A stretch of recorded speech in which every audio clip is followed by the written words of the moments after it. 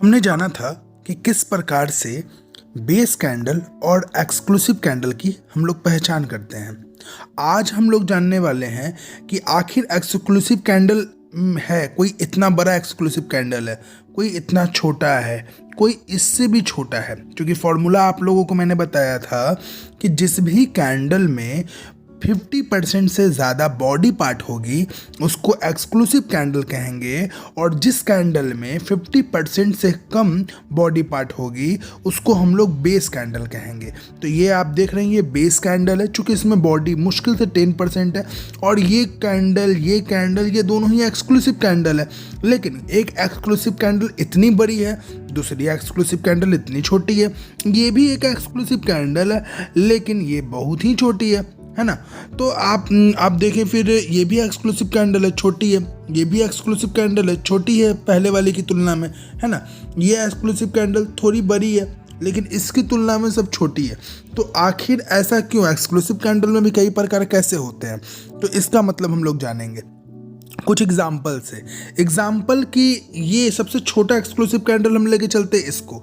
अगर ये exclusive candle है तो यहाँ बाजार में अगर SBI के भाव को ऊपर ले जाने वाले जो लोग हैं, ये मुश्किल से एक एग्जांपल दे रहे हैं, एक्यूरेट डेटा नहीं है, समझने के पॉइंट ऑफ व्यू से एग्जांपल दे रहे हैं कि इसमें जो पेंडिंग डेटा है वो अप्रॉक्स 50,000 यानी 50,000 यहाँ बायर अभी भी बचे हुए हैं जिनके कारण ये कैंडल बना है। ठीक है, यानी देखिए मैंने बताया था कि दाम बढ़ता है पेंडिंग ऑर्डर के कारण, एग्जीक्यूट ऑर्डर के कारण नहीं।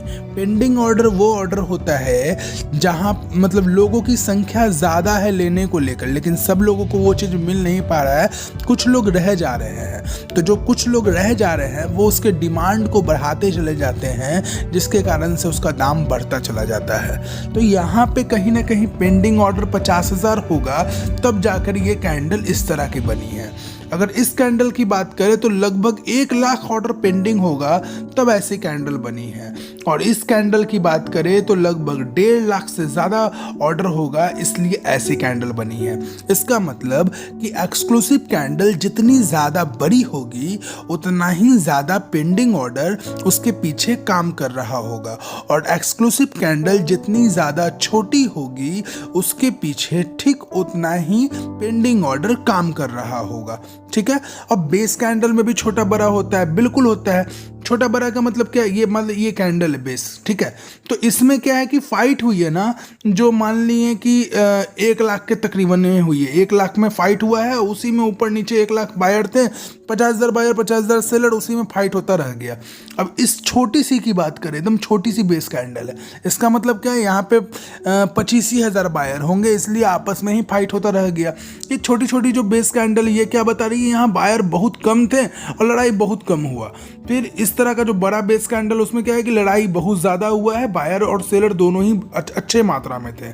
ठीक है, फिर आप ये कैंडल देख रहे हैं, इसका मतलब बायर थोड़ा कम थे, यहाँ बायर ज़्यादा थे। ठीक है, और बायर आपको जो ज़्यादा थे यहाँ सेलर ज़्यादा थे। क्यों? देखिए यहाँ तक मार्केट जाने का ऊपर तक प्रयास किया, लेकिन इसको वापस तीर के कहाँ ला दिया गया? नीचे ला दिया गया। यहाँ बायर सेलर इक्वल थे, बहुत कम, यहाँ भी बायर सेल इक्वल थे, बहुत कम, यहाँ भी बायर सेलर इक्वल होंगे, बहुत कम। तो इस प्रकार से अगर कोई बेस कैंडल बड़ा बन रहा है या कोई बेस कैंडल छोटा बन रहा है, इसका मतलब बड़ा जहाँ बेस कैंडल बन रहा है इसका मतलब वहाँ फाइट बहुत ज़्यादा हुई है और बड़े पैमाने पे हुई है, बड़े वॉल्यूम में हुई है। और जहाँ पे छोटा बेस कैंडल बन रहा है इसका मतलब फाइट छोटी हुई है।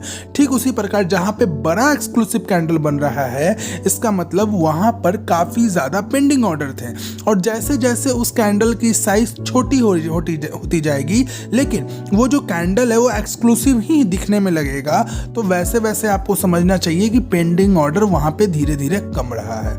ओके, धन्यवाद।